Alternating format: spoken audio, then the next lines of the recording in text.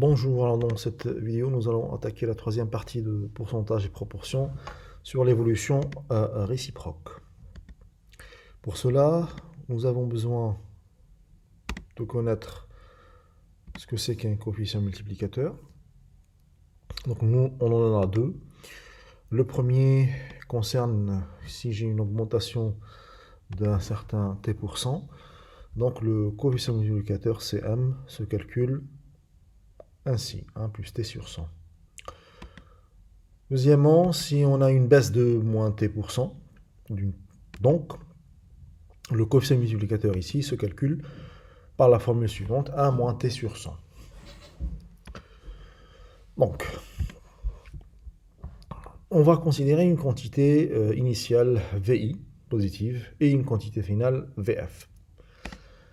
On va supposer que T est le taux qui permet de passer de VI à VF. Donc Cm, c'est le coefficient multiplicateur associé à T. Et soit T', le taux réciproque de T, c'est-à-dire le taux qui permet de passer de VF à VI. Alors, le coefficient multiplicateur associé à T' est donné par la formule suivante, Cm' égale 1 sur Cm. La preuve. Donc, imaginons que VI est là. Pour passer de VI, on applique un certain taux T, qu'il soit positif ou négatif, peu importe, pour arriver à une valeur finale. Donc on sait que la valeur finale est égale à Cm fois VI. Maintenant, on va appliquer un taux réciproque, qu'on appelle T', pour passer de VF à VI. Donc, là aussi, comme tout à l'heure, VI est égal à Cm' fois VF. La question, c'est quel est le lien entre Cm' et Cm. Donc là, on a vu que VF égale Cm fois VI. Il suffit de remplacer VI par sa valeur, parce que Cm' fois VF, en fait, ce n'est autre que la valeur de VI.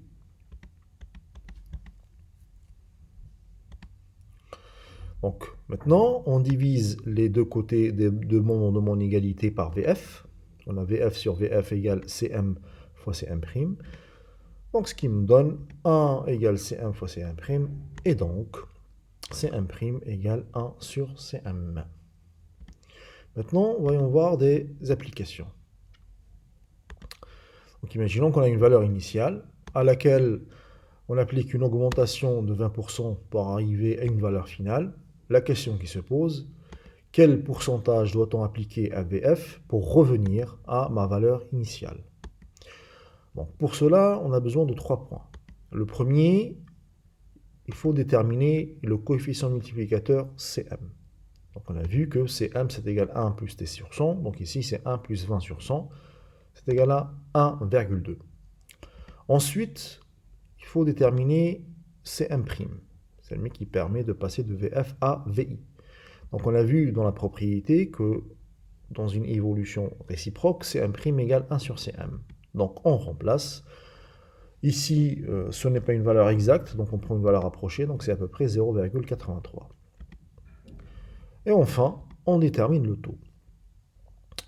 Ici, comme Cm' est plus petit que 1, donc il s'agit d'une baisse. Et pour trouver le taux, il suffit de calculer la différence entre Cm' et 1.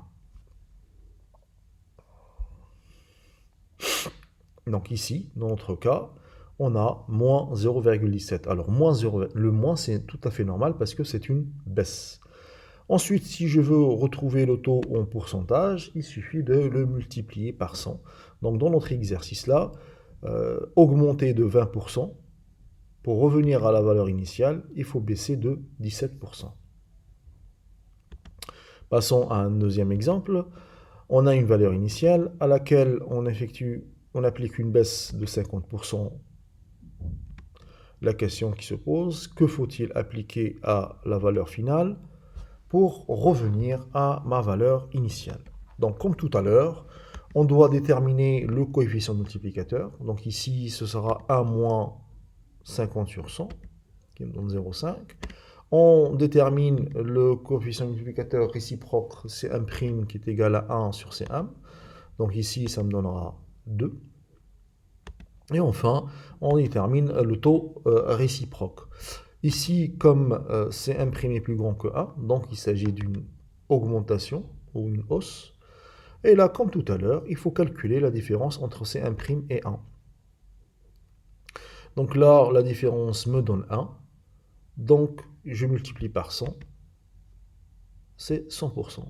Donc, pour compenser une baisse de 50%, il faut augmenter de 100%.